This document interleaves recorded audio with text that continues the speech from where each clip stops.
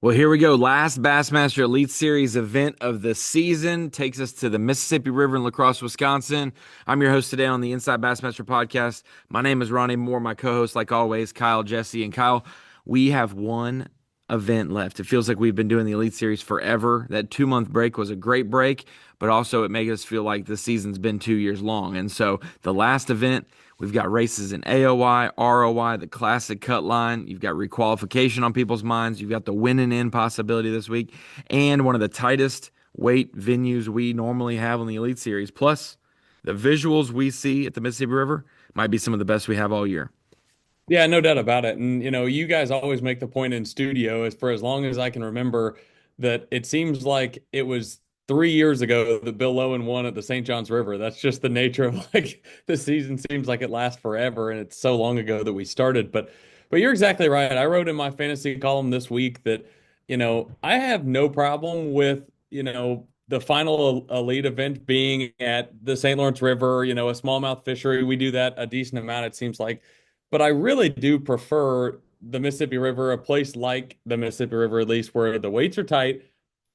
Obviously the style of fishing is awesome there at the Mississippi River.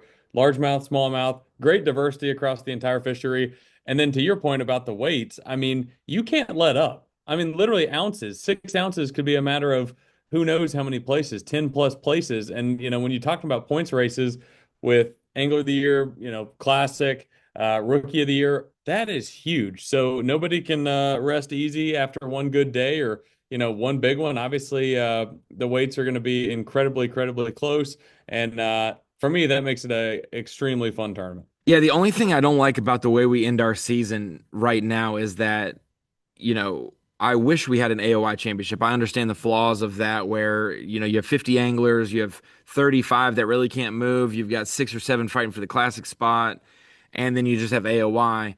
But when we go to like Lake Okeechobee for the second event of the season, it's all about Lake Okeechobee. We get 4 days of nothing but Okeechobee. When we end our season, you've got AOY, ROY, Classic, qualification. You've got the drama of the tournament. And so it's not all about the Mississippi River for 4 days, which is, Mississippi River is the playing field, but we don't get to just sit there and enjoy the sheer moment of the tournament. It's like, cool, this guy won, but look at this guy won this thing, and so it's hard to do that unless it's its own special tournament. Maybe there'll be a time where we can, figure out what the best thing is. But I do like that we're ending it at the Mississippi River. It's going to be a fun place to end our season. But yeah, I wish I could have like an 8 day tournament at the Mississippi River, like see who just for 2 weeks or for a full week can catch the most frogfish. But yeah, when we've done the Mississippi River in the past, ending in September, it's a different fishery in September than it is in August. It's a different one in August than it is in July.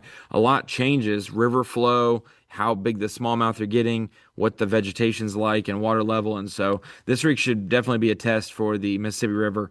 Before we jump in fully Mississippi River, last event, if you weren't with us watching Bassmaster Live, Trey McKinney knocked it out of the park, winning wire to wire at Lake St. Clair, winning by 6 pounds and change. Literally the only smallmouth venue that we seemingly have the potential for a blowout.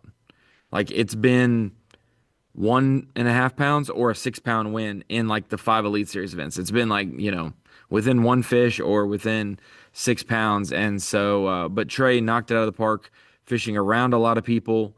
But yet just, I mean, out fishing people with cadence, with presentation, all of that, and fished a flawless tournament. I mean, when you start the final day with a 3.5, 4.5 pound lead, and you catch a 6 pounder, it's like we caught a 6 pounder before the show started, and we watched it for a second. We were like, well, I mean, this was a fun one, guys. Like, but then you had Hard to kill the Logan drama. Parks catch a 5.5 to start his day, and then later in the day, obviously at the end, Paulina catches a 6 pounder. So other big fish happened, and everything was nullified. But Trey, by far, best angler on the water at St. Clair, the last elite.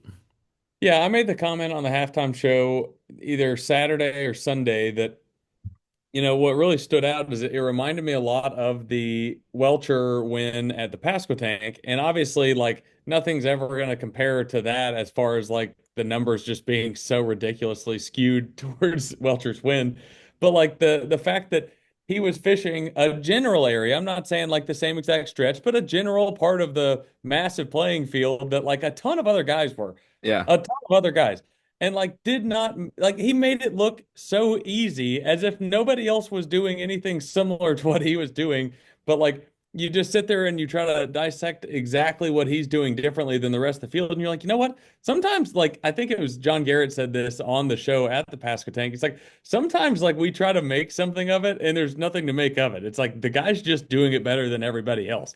And the more that the tournament at the St. Clair or at St. Clair happened, it kind of felt the same way. It was like he's fishing in the exact same spots that, I mean, heck, half the field, three-quarters of the field is fishing, and he's just putting on an absolute clinic. And you were expected, day two, day three, even maybe, he's going to have a bad day and he's going to let somebody slip up. Obviously, we saw Tucker Smith and some of those guys on day two have massive days and put themselves in contention at the time, but you just kind of expected to do this at this dominant of a rate for 4 days, like probably not going to happen.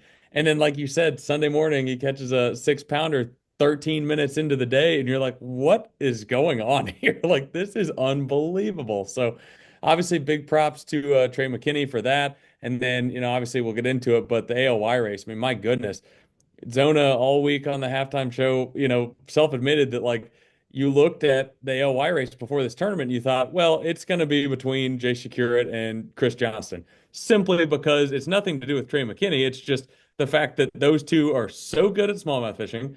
They're both made for the Mississippi River. Like those two, they're not going to fall.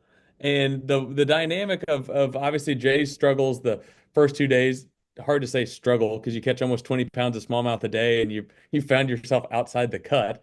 But then, Chris Johnston falling back on day one, then just working his way up throughout the tournament to end up where we're at now in a deadlock tie at the top of the AOY race. Like you couldn't put a more storybook, finish to the season than what we have. And I feel like from a fan standpoint, that has got to be the best thing ever. And I know I'm super excited to watch it all unfold. And I hope all the fans out there are also as excited as I am. Well, and just to clarify, not to be a bummer, but this is just the way it goes. It's tied right now, which means we cannot have a tie between Trey and Chris for AOY.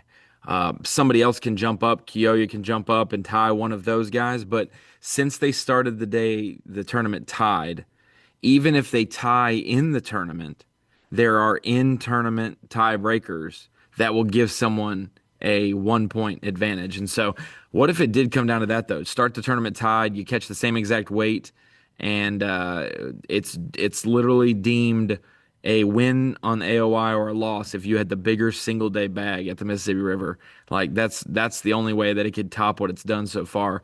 But going back to Trey real quick, I said on live, and it might be true, might be false, but like at times we've seen Trey have a little bit of complacency, and like he's catching them and it's easy, but like could he pour it on even more?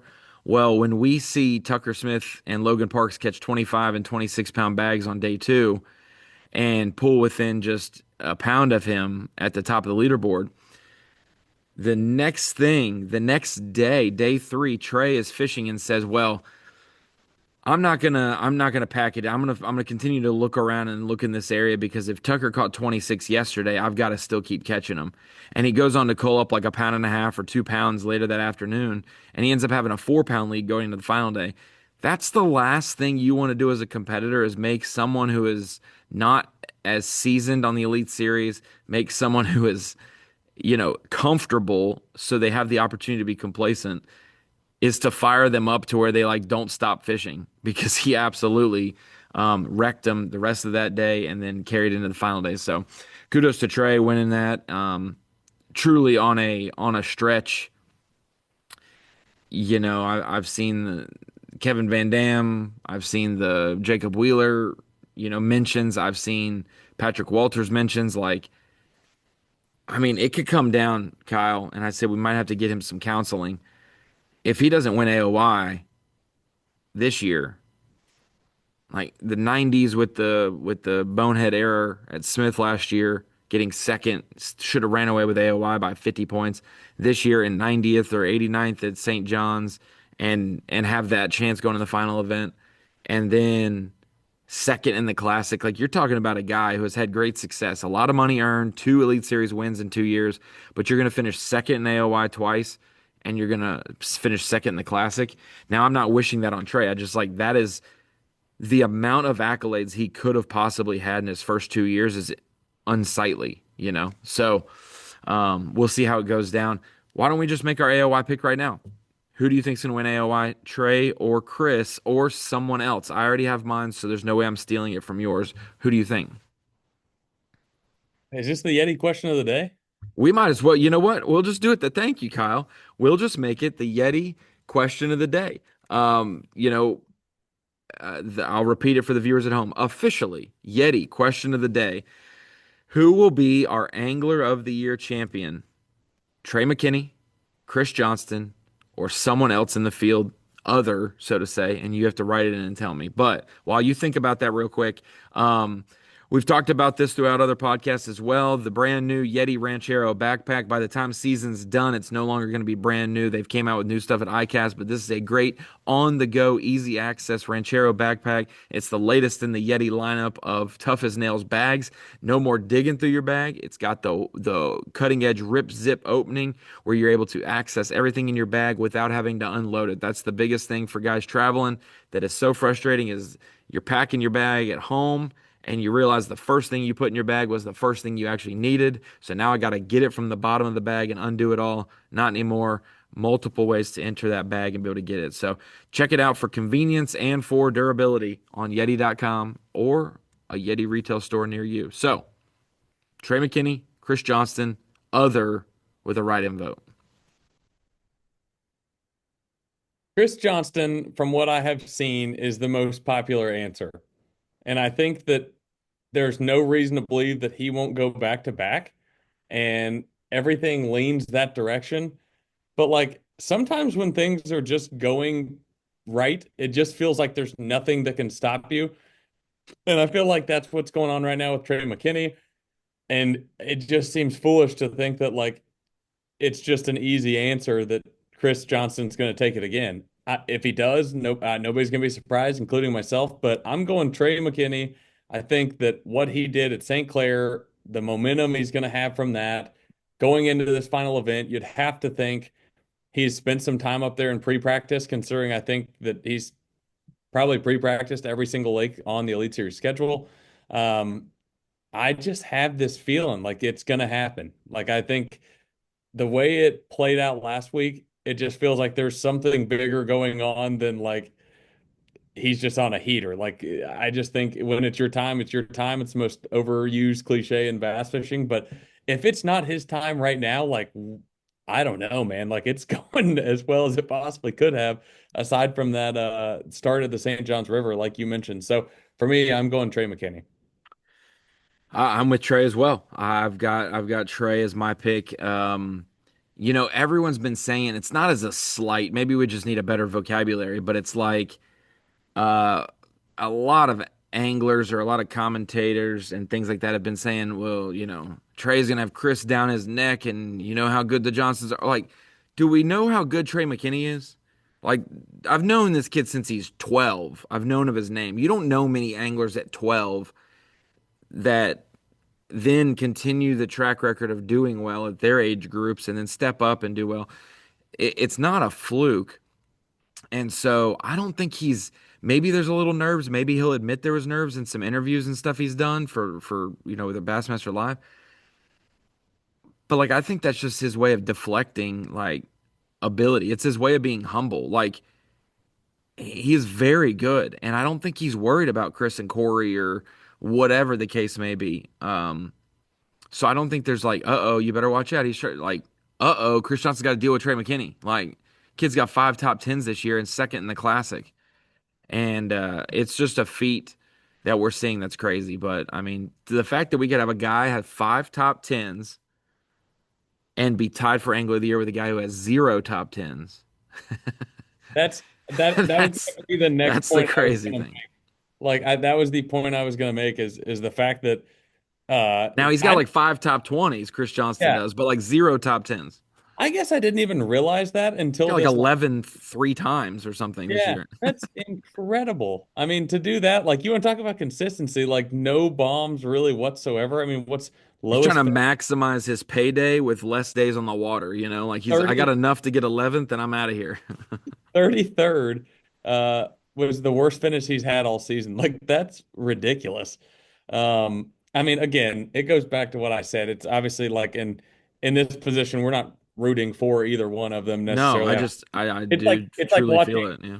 Yeah, it's literally like watching a game with two teams you don't have You a just get strong. to watch the game for the game. Yeah. I just want a Oh. good game. I just want it to go down to the if I could just paint a picture here. I hope they both make it to or excuse me, to championship Sunday and whoever like, I just hope that that's what we see. Like Hey, I Tommy, would you be okay if Trey and Chris both made the final day at the Mississippi River for Angler of the Year? Would you be okay with that?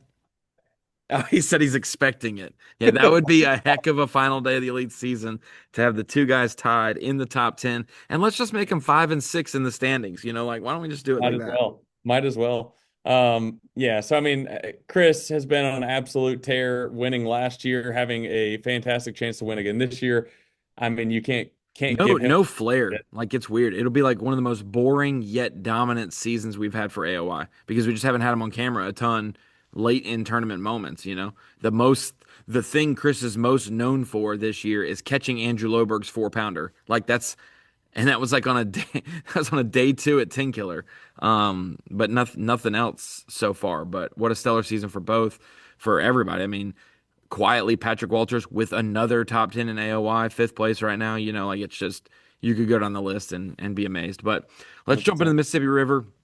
Pool 7, 8, and 9, which is the Onalaska pool, the Lacrosse pool, and the southern part of Stoddard pool. They don't it's not technically Stoddard. Stoddard is bottom of pool 8, but that next pool is as you make your way down to no man's land in Iowa, as you go a little farther south, it's pools 7, 8, and 9. So locking could be a player this week, and it could be a determining factor like last year in the Open. Not half the field, but whoever went, I think, up to 7 got locked out and didn't make it back on the final day or on day 2 to weigh in. And so that's a big determining, factor. I think we'll see all our AOY guys stay in pool 8. Maybe I'm wrong, but I guess you got to risk it for the biscuit. But sometimes you just need to stay put and keep all the chips that you can in your territory. But man, we've seen frogging, flipping, we've seen smallmouth on the main river. All those things factor. This year, about 2 feet high, water wise. Talking to Cade Laufenberg a little bit, he talked about how in past years that eelgrass would be topped out or higher, and so that water flow would have to go around those grass areas, and it would create that seam. Well, with it not being quite topped out, because obviously the water's higher, but also if it's been higher for a little bit, that grass doesn't have the light penetration to continue to grow upwards like it would be if it was full pull. And so water flowing through the tops of it kind of breaks up that eddy and doesn't make it as strong. Maybe those fish aren't as positioned. It might take some of those guys just a little bit longer to find some of the sweet spot edges. We know we saw Brian Schmidt have to do that in 2022. He was catching fish, but they were getting smaller. And then he had to just reposition in his area. And then he ended up finding a good lineup later to catch both largemouth and smallmouth. Frogging should be a thing. Black River, you've got the spillway there, the Onalaska spillway. We saw Brandon Lester last time we were here for an elite working a top water around the old concrete of the pool 7, dam. And so Famously in a photo gallery, I spelled damn DAMN instead of damn DAM. And Justin Atkins, of all people, is the one that noticed it. And I was like, I'm not sure how I managed that, but I sure did. Thanks for Justin noting. Atkins is, every time I message on Slack, Kyle, and say, hey, the AOY standings are messed up, it's not because I'm aware. It's because Justin Atkins like sees them and he texts me like, "What's the deal with the standings?" And I'm like, Let me send a message. So y'all think that I just at 6 a.m. on a Saturday looking at it when I'm off work? No, that's Justin Atkins texting. So he's just a hawk on Bassmaster.com. If we get 500,000 page views in a day, he accounts for like 470,000 of them. Devouring the website. So it should be a good tournament. Let's just go ahead and get into Rapala Fantasy Fishing. I know you got to go in just a minute. We're shooting this during the Leech Lake event. We'll be live tomorrow. Obviously when you're watching this, it's past due. So go back on YouTube and watch it. But um, Leech Lake Open happening now and leading into the Mississippi River. For Rapala Bassmaster Fantasy Fishing, I'm going to go ahead and start off with the guy I just mentioned. I got Justin Atkins, Seth Feider, Randy Howell, Brandon Cobb, and Mark Menendez on my team for Rapala Bassmaster Fantasy Fishing. Atkins, Feider, Howell, Cobb, Menendez. Tell me your A through E, and then we'll go bucket by bucket. Low percentage. I like it. I have Will Davis Jr., bucket A, Easton Fothergill, bucket B, Hunter Shryock, bucket C, Bo Browning, bucket D, and Alex Wetherell, bucket E. Got 10 picks and 10 different anglers between the two of us. Man, I think Atkins, he's a river kid to begin with, whether it's Mississippi River or a river in Mississippi, or it's the Tennessee River. He just knows rivers, feels comfortable fishing rivers there. He's got a good finish in the Opens. He's got a middle of the road finish in the Elite Series in his couple trips there. I know he's got some other tangible data there through FLW back in the day. And I just think Atkins is fishing good. We got to see him on camera a little bit at St. Clair. He's really coming into his own. When we talk about how anglers started their careers, when did Justin? I think Justin started the Elite Series in 21, maybe. Was Yeah, it 21. 21? Mhm. Atkins. Yeah, he's there. Let me just check 2020, make sure, but I believe it was 2021 was when he started. He Um, qualified at Lay Lake in 2020. yes. I'm pretty So, sure. yeah, 21, yeah. so 2021 was his first year. Atkins gets 68th in points, not what we expect from him. 2022, Atkins gets 68th in points, not what we expect. Same finish 2 years in a row. 2023, oh, if I could type Atkins. 56th, a little bit better, but still outside the classic and not what we expect. So 68th, 68th, and 56th. Now, these last 2 years, you can now see the Atkins that we've been talking about, 24th, and now going into the final event of the season, Justin Atkins is sitting in 18th place in points. That is the Justin Atkins we've come to know and believe in from his Mississippi State days to his FLW days. That is the Justin Atkins. So welcome. Year two, Justin Atkins, not year five, year two on the Elite Series, Justin Atkins, because I don't know who he was prior, but had to get his footing, and I feel like he's making a lot of good decisions lately. So he's going to end the season strong. He's locked in for the Classic, I believe, right now. 18th is about 12 points above the projected line, so he doesn't have to catch a bass, which means he gets to go frogging for fun. It's a good spot to be. Yeah. For me, Will Davis Jr., a lot of the same reasons, to be honest, that you said with Justin Atkins. Number one, I just feel like, you and I have had the conversation on the podcast, had a whole podcast about the most undervalued, underrated anglers on the Elite Series. Small sample size from Will Davis Jr. comparatively, like, compared to some of the guys we've mentioned in the past. But I mean, my goodness, Will Davis Jr. catches them literally everywhere. Obviously, always pretty much always in bucket A. River Rat, 1.4% player percentage right now. Seems like kind of a no-brainer. I think the easy thing to do would be to take Trey McKinney or Chris Johnston just because of the heater they're on, and at least one of them is going to have a good event, if not both of them, which would be the more likely scenario. Jay Securit, finally not going to ride with him in bucket A.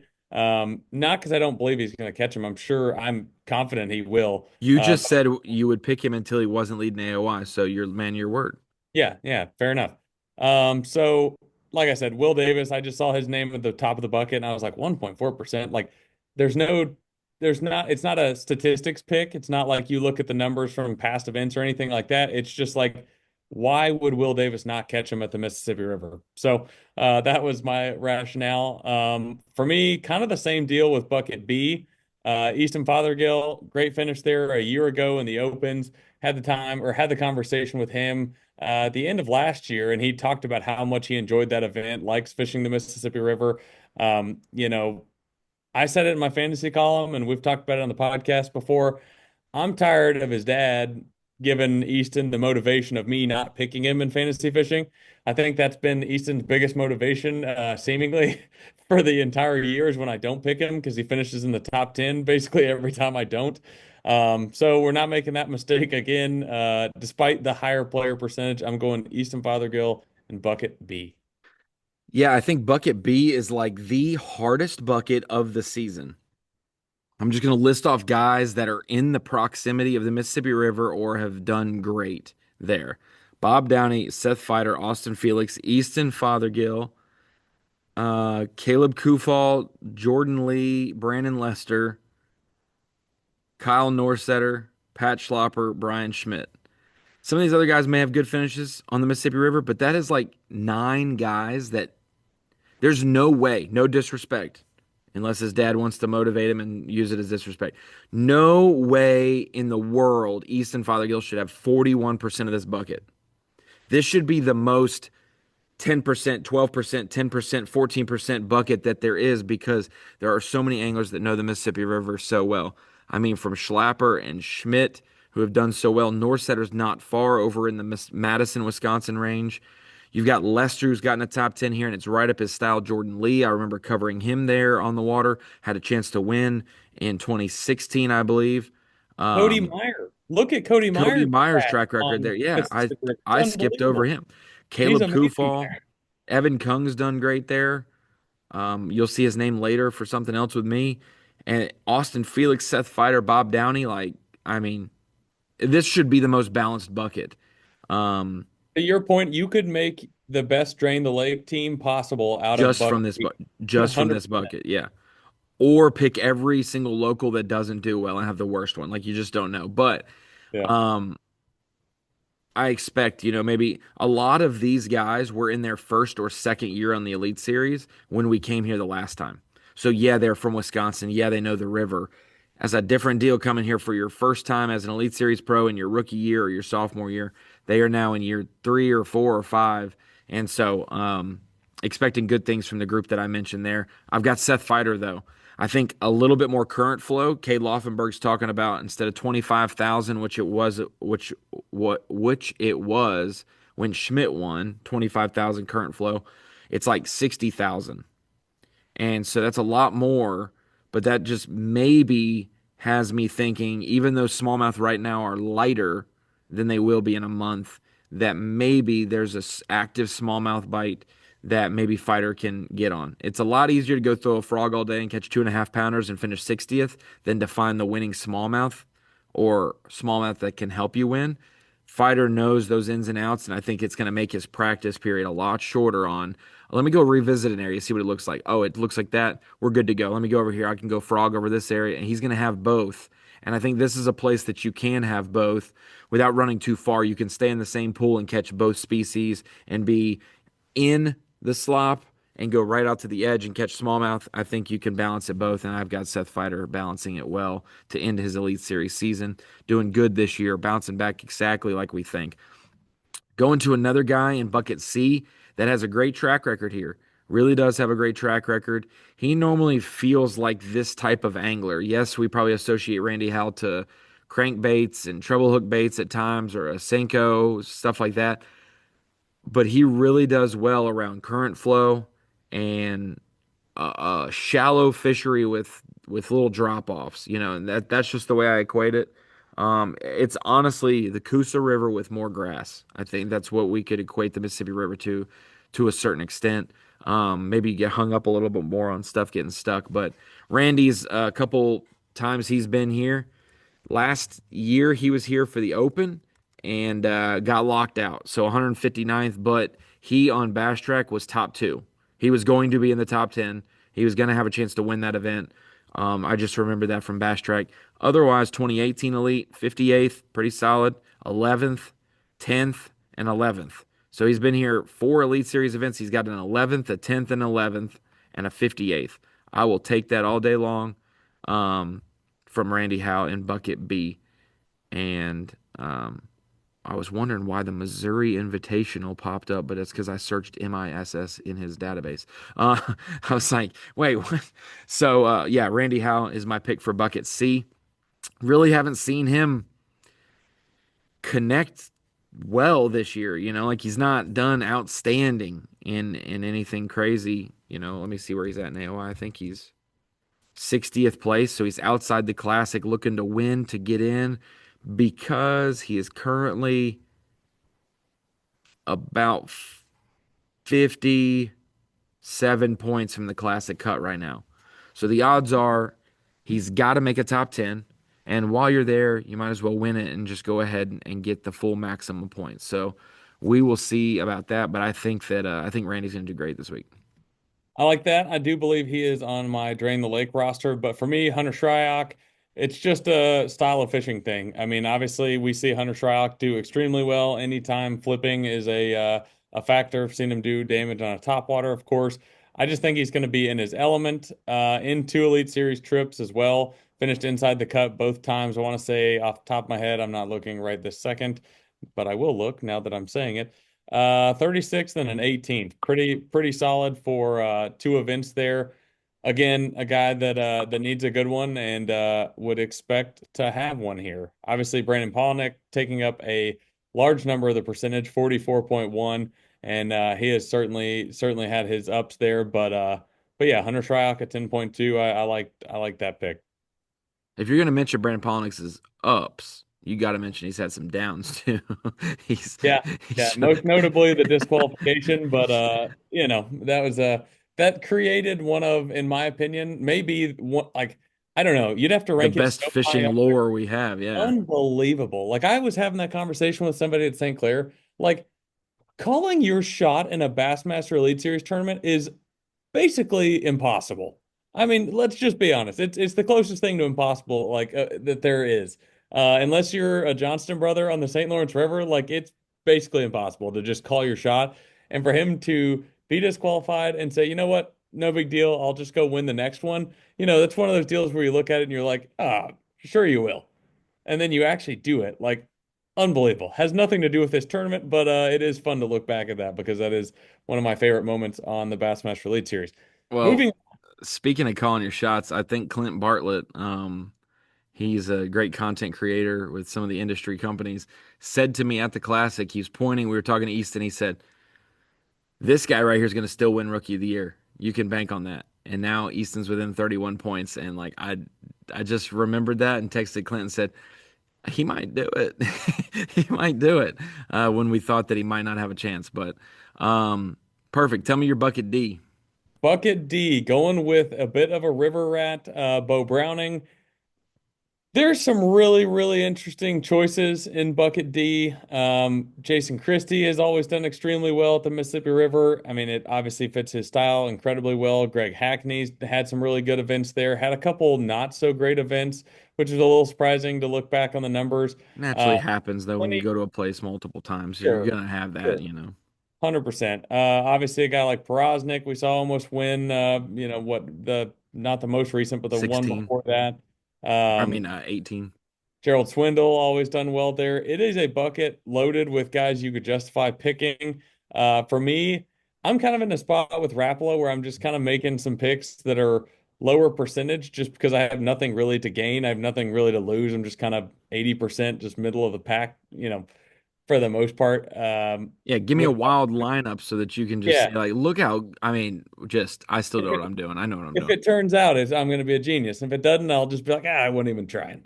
So yeah, for me, Bo Browning did well there last year in the Opens. I've had the conversation with him. Feels super comfortable at the Mississippi River.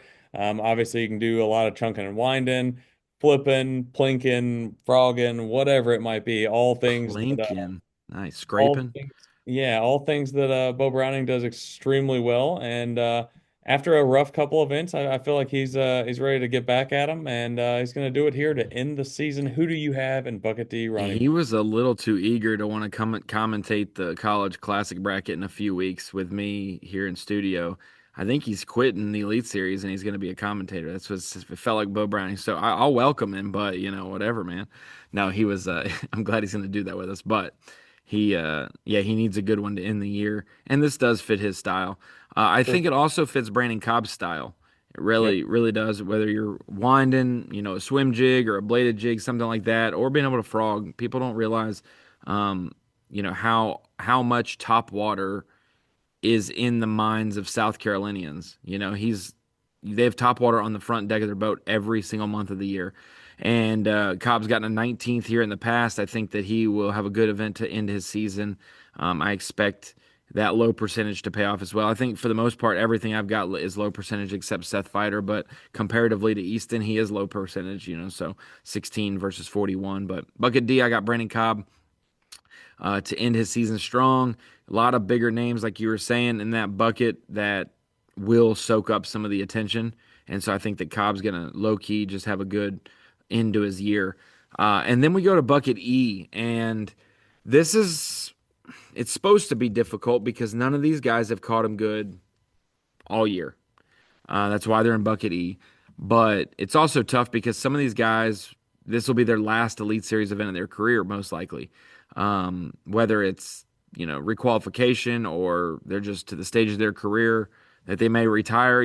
Once you get up to a certain age and you have a tough season, you just don't love it as much as you used to. So who knows? But I would love to see Mark Menendez, if this is his last Elite Series event, end it strong. He's got a back and forth track record at the Mississippi River, good, bad, ugly, decent, back and forth. But very underrated flipping and frogging, and he knows current well. He likes smallmouth. Like, I just feel like he could line it up. And when you've done enough bad at a fishery, you now know what not to waste your time on. Or, nope, you got these spillway fish. They fooled me last time we were at a great practice, and whatever. So I'd like to see how Mark does in the finale for 2025.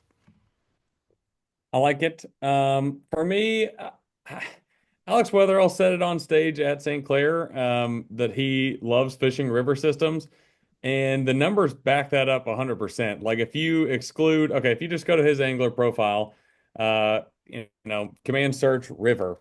Okay. Obviously, you take out the St. Lawrence River because that's not necessarily the rivers Whoa, no, I'm just kidding. talking about. Comparatively, the Mississippi River, we're talking about like shallow water river fishing type deals. Um, Sabine River, 40th. Let's see. Pascatank, Bank River 30th. 30th, St. John's River 48th.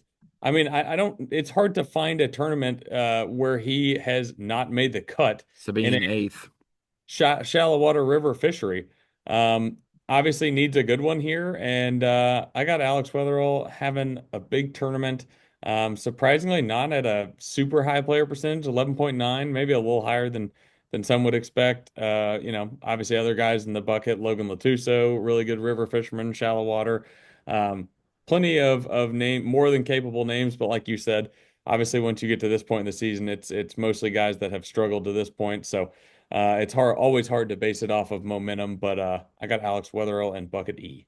Yeah, and when you think about Weatherell, he's one of those guys who needs a good one. He's outside the top 70. He needs to get in the top 70 to make this thing happen for his Elite Series career. That's right now an average of 46 and a half points. So when you think about 105 minus 46, that's about a 59th place finish on average. That's what that's how we do the projected numbers. And so if it was to go up a little bit more, you think he's about 35 points away from that mark. And if it's around 60th place, you know what I'm saying, for the finish that you need, he's gonna have to get a top 25. Guaranteed top 25, needs maybe a top 15 or top 10 to get enough points to get in the top 70. Could very well do that and save his Elite Series career. Great representative, and yeah, I like that pick to end out his Elite Series season. Let's go to TH Marine Pick'em real quick. I know you got to go in just a few minutes. Let's run through the 7 matchups real quick. Chad Mannering assures me that weigh-in stream is looking good, so I'm going to take his word for it. Okay, so we still got we can pace ourselves, but your we'll time. still move on with haste to TH Uh, Marine Pick'em. All right, the last one of the year. I First hope. off, I'm at 95.7%. But I only won three last week. I was three and four in my seven matchups. But it was not an easy. I mean, it's crazy how I have gotten what is it, seven matchups through nine events right now. Seven times nine is what is that, 64? Wait, whoa. I typed the wrong number. I was like, that is a big number. 63. Sorry, 63. Seven times nine is 63. I have 37 out of 63. That is a whopping 37 divided by 63, 58.7% pick percentage. I have made 58% picks correct, 42% wrong, and I am 95% in this deal. I was assured that this was going to be really easy. Oh, dude, this thing is putting Challenge, its foot challenge, somewhere. challenge Holy accepted. cow. I love it. I love it, but it is crazy. I was like, dang, I'm shooting barely better than 50%. This is like that dumb sport that you like, baseball, where it's like if you go two and a half out of 10, you're an all-star, you know? To your point, I mean, okay, number one, do you realize who's leading overall? I do not. Matt Dowd is ahead of the pack overall No, for the I entire am season. legitimately protesting. He has, to your point, he's gotten 46 So I'm matchup. nine off the lead. I can't win then. Dang. Yeah, oh yeah, you're He's toast. got a two. One of what's crazy, he's got 46 out of 63, and he's got a 2 point lead.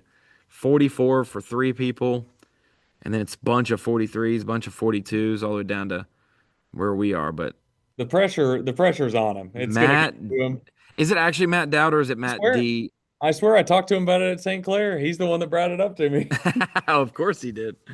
Um, He but is, yeah, if you don't know Matt Dowd, he is I'm the stats guy, but Matt's the facilitator to the stats guy. He's the database guy that knows where all the numbers are. He just doesn't maybe, he just doesn't know why I want them, but he'll help me pull those lists together when I'm trying to find out stuff. So, Matt um, Dowd, absolute yeah, man. Obviously, if you like Bass Track, who doesn't? Matt Dowd is part of the Bass Track Bros. he is. I don't want to say solely responsible. It might as well be. Certainly a lot of things go into that, but Matt Dowd is the absolute man when it comes to that, which it was brought to my attention this morning. Maybe he's got some insider information. He's been running some numbers. He's been playing Moneyball and pick'ems, basically is what he's doing. He's been putting together his teams based on the numbers, which apparently is working. But anyways, the last week of Pick'em Challenge. Hope everybody has enjoyed that as much as we have. It is certainly a lot of fun, easy to play. But this one is for all the marbles, and that is going to be our first matchup of the week. Trey McKinney, Chris Johnston. It's quite literally a pick 'em. I mean, that's the whole point of this game is you got to pick one or the other. One of the two is going to win AOY, and so we're gonna have a straight up pick 'em here with McKinney, Chris Johnston. Who you going with? Hey, before I give you my answer, I did just message our group when I said he's part of the Bass Track Bros. We have that group that we have to like alleviate or fix all the problems. And I said, bro, that's how you have to address everyone in the group, bro. Fast track. Just wanted to wish you the best luck picking your TH Murray team. It would be a shame for you to slip up and lose at the buzzer at Matt Dowd. So Now, no now there's pressure. a lot of pressure because Now there's pressure. Now he now he knows we're no. Yeah, now he yeah. knows we know.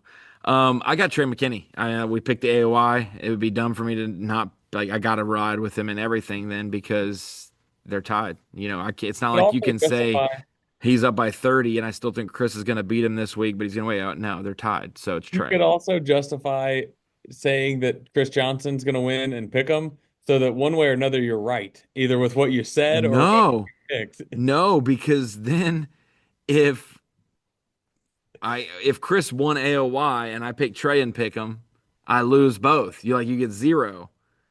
And you look like a little hedge better. And so I'd rather just be my straight up, you know, Fair enough. I'm I'm pull the going pull the I'm thing. going Trey McKinney as well. Okay. Matchup two, rookie showdown, ROY, Tucker Smith versus Paul Marks. Where we going? I picked him last week and was dead wrong, but I'm rolling with him this week as well. I think Paul Marks gets it done and wins Rookie of the Year. I got Tucker Smith in this one. So we shall see. You've got Tucker Smith beating him in the event, but will he beat him by more than 9 to take Rookie of the Year? Doesn't even matter, Ronnie. I'm Oh, just okay. taking Oh, win okay. pick 'em. He doesn't want to. He doesn't want to commit to that. I Okay. would say, statistically speaking, if he were to beat him in the pick'ems, I'm going to say he'll be at least that many places ahead. Okay. Might as well, we'll just say he's going to win it or Rookie of the Year as well. Um, Matchup number three, the llama versus the Canadian snow leopard. We have Seth Fighter, Jeff Gustafson. Who you going with? Fighter. Also, Fighter for me. Matchup number, Jeff's got to win to go to the Classic to defend his reign in Knoxville. Um, I guess he'll be like the mayor of Knoxville, shaking hands at the Expo if he doesn't make the Classic. But this is his guts. He's got to win. Got to win. 100%. So, matchup number four, Classic Bubble Boys, right on the edge of being in or out of the Classic cut line, projected Classic cut line, anyways. Evan Kung, Brandon Lester, who you got?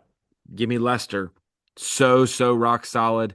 We can't have a classic without Brandon Lester anymore. I talked to him about it last year and said you got to make the classic, so he made it. And I haven't got to talk to him this year about it because he was doing good in points.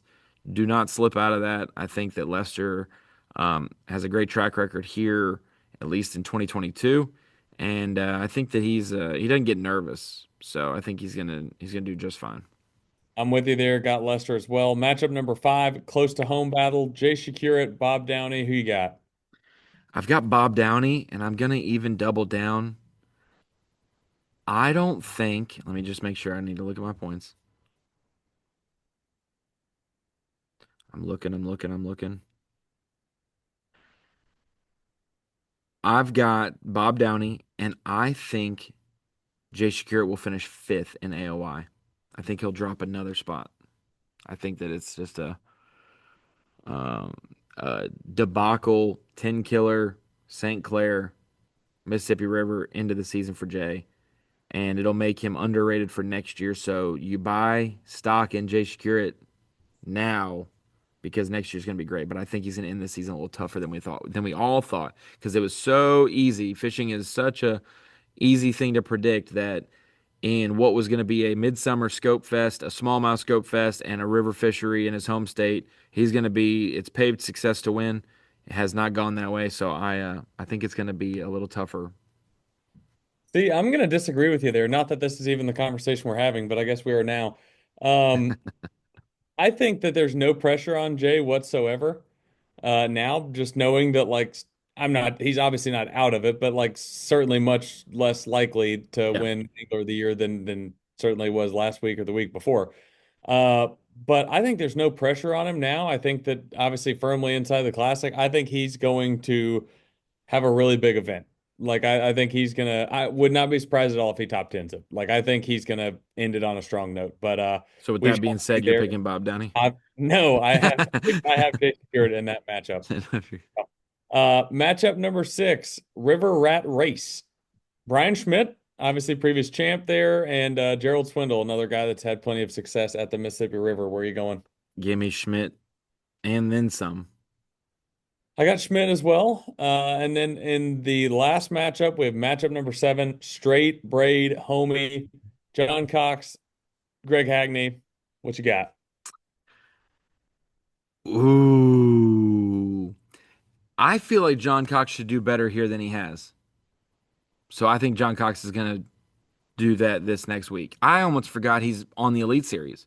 It's been so quiet with no Cox watch, going on lately. Like we normally see him at this point in the season come up and do something wild. Um, so I expect John Cox to rear his pretty face this week.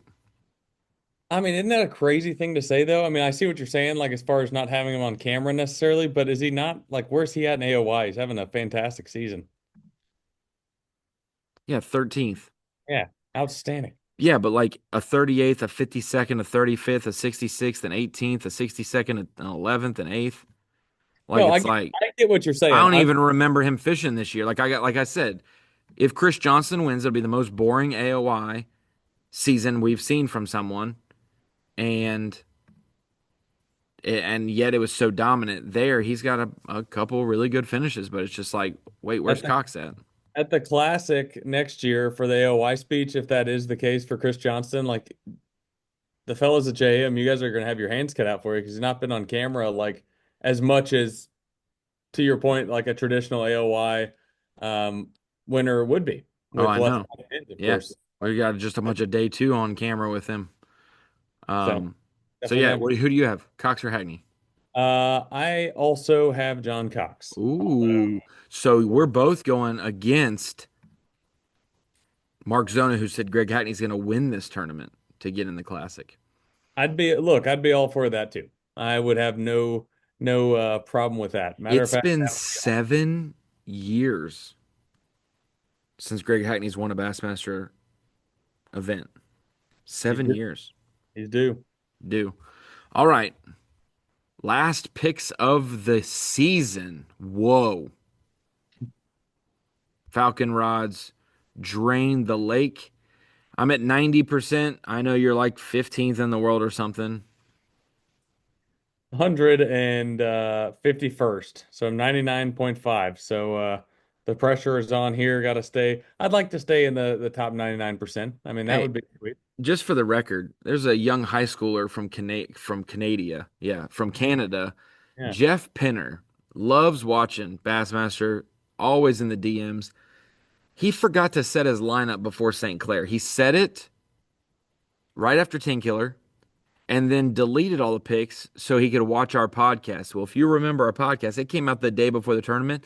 He forgot to set his lineup up after already having it set, and so he got a 0 at St. Clair for Rapala. He DMs me a screenshot of his team and my team, and how with a 0 he still is beating me overall in Rapala because I'm doing so bad in Rapala this year, 70 something percent. That's tough. I And mean, he yeah, missed a tournament and does that. And I'm like, kid, I will give you a swirly. Do they even do swirlies in Canada? I will give you a swirly. I like, I coach a high school basketball team. I'm not like high school fishing team. That doesn't scare me. Come on now. I will come and find you, Jeff, just for that, that trash talk. So, that's too bad, Ron. that just made me think of that because, I saw my percentage and I was like, dang. So yeah, you're doing well, and I'm doing decent. I'm in the dark green. I'm in 90%. Nothing to shake a stick at. It's only 2,700 people better than me. So, in the big scheme of things, I'll take it. All right, my first four guys we've mentioned for various reasons. Only a few, but I've got Evan Kung on my team. Remember, I pick all my team before the season starts. So Evan Kung, Corey Johnston, Jake Whitaker, and Hunter Shryock. So Kung, Johnston, the Corey variety, Shryock, and Whitaker. Yeah, to start my roster, got Pat Slapper, Brandon Polinick, Cody Meyer, and Bob Downey. I've also got Pat Schlopper. I've got Luke Palmer, Jason Christie, and Tyler Williams. I like it. To end out my roster, I have Alex Wetherell, Andrew Loberg, Mike Iaconelli, and right now I have Randy Howell. But I got to be honest, the last time when we did this, I had Logan Parks on my team, my Drain the Lake team, and I took him off last minute, and that was a mistake. That's what you get. That was a mistake to the highest degree. Finished second in the event. So Who'd you replace him with? I don't even remember. It was somebody that finished worse than second. No, I I know. need to hear that. I need to hear that trade out. I 86th really for don't remember. second. I think it was Austin Felix. I'm pretty sure. Well, yeah, I think he Austin Felix. I think he was made the cut. Yeah, so it wasn't terrible, but it wasn't second place, that's for sure. Probably gonna find a way to get Logan Parks in this tournament for making the mistake of not having him the last And you tournaments. would swap out Randy Howe for him. That's what you're saying. No, I haven't Or you decided. Oh, okay, I just okay. know that he's going to be in there somewhere. But Well, I've got I'm glad I did this. I managed some guys well, and didn't pick them at their home lakes where they crashed and burned. I did not pick Jason Christie at Tin Killer, and I did not pick Jake Whitaker at Hartwell. Christie got 91st and Whitaker got last at their two home lakes. Like terrible. But I've been saving them for here, so we'll see. I don't have too many Midwest guys. I got Schlopper in there. Um, I put Tyler Williams on there because I think when I was making my team, I realized like, here's my list of anglers. I don't even have Tyler Williams for a lake right now. I got to find him somewhere, so I put him here. I expect Shryock to do well. Corey seems to always do well. Kung, all self-explanatory. Luke Palmer. This is about the most Luke Palmer tournament we're going to get this year, especially the second half of the year. So that's my eight-man lineup. And Kyle, before we end this, go through and show me the ones that are still available for you to pick. Give me Give me three names that would shock fans at home that you have not picked in Drain the Lake this year. You know, maybe you didn't pick them and they ended up having a good season or something, but look through there and pick three anglers that you haven't picked that may shock people. I've got two right this second because I Carl and Steve Kennedy aren't shocks to anybody if they know me. Like they know I've sworn them off. I'm sorry, I love them, but I've sworn them off. Um, you got your three guys? I do. Yeah. So there's probably more than that because there's plenty of guys on here where I'm It's like, about yeah, there's about 25 that end up left after the, nine elites and the classic. So yeah, there's definitely more than three for me. Like there's plenty of guys I didn't use that I should have. At the bottom of the list, JT Tompkins. Somehow I have not found a me tournament neither. here. I don't know why. It doesn't make a whole lot of sense. Let's see here. John Garrett, been plenty of Oh opportunity, wow. especially early in the season, was on fire. Did not have him. Obviously, kind of struggled a little bit in the second part of the season, so I don't know if that's part of Fighting my for his classic logic. life now. Yeah, so I don't know what the logic was there. And then, you know, those would be the most notable two, I would say. I mean, Evan Kung has had a really good season, and I don't have him anywhere. He is a So that, rookie, so you kind of give a little bit of a yeah, just kind of, it's kind of a, reprieve. it's not a, I don't trust you. It's like a we'll wait and see. Let's see what his biggest strengths are, and then we can use him moving forward. I just felt a little uneasy about using him certain tournaments, but Yeah, my biggest shocks, I had JT not on a roster. I didn't have Gerald Swindle on a roster this year. Um, Points wise worked out fine. You know what I'm saying? Like that's people would be shocked, but that's been a good decision overall. Just looking at the way the season's played out. I've got quite a few guys in the 80s to 90s in points as well left off, which has been good decisions. You're always trying to minimize errors. And the highest guy that I did not pick this year, other than JT that I mentioned, was Bill Lowen. Started the year with a win, came off a tough last season. The way he was talking, the way he was fishing, it didn't get me excited for what was coming for him this year. But boy, this has been a good season for him, turning it around to be exactly what we expect him to be. So big time. Big. interesting to note. I'm already ready to go for next year on being better. So how about you be better, Kyle, and I'll be better over here. All right. We'll do our best. Well, we've got the final Elite Series event, the Pro Guide Batteries Bassmaster Elite here at the Mississippi River, kicking off August 21st, 22nd, 23rd, and 24th, deciding Angler of the Year, Rookie of the Year, Classic Cut Line, and Requalification. You're going to have guys in the top five, in the top 10, top 15 range, 40s, and 70s, all fighting for something, and it's winning in. If you win this tournament, you could be 60s in points, win it, and make the classic. And we will see some fireworks happen with that as well. So tune in, Bassmaster.com and Roku throughout the first few days of the tournament.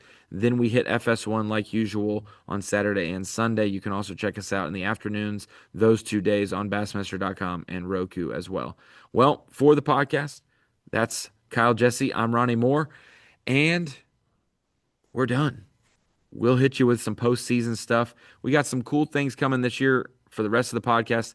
Got a couple maybe Mount Rushmore type ideas to just get some controversial juices flowing or some complimentary juices flowing. But Open ZQs too. I mean, there's a lot yeah, to we there's still have three a lot more to see. events that have implications for the Classic and the Elites more. All that stuff comes down to it. So done for the Elite Series. after the Mississippi River, but September, October, November, one big time tournament the rest of the year. So we'll see how it plays out.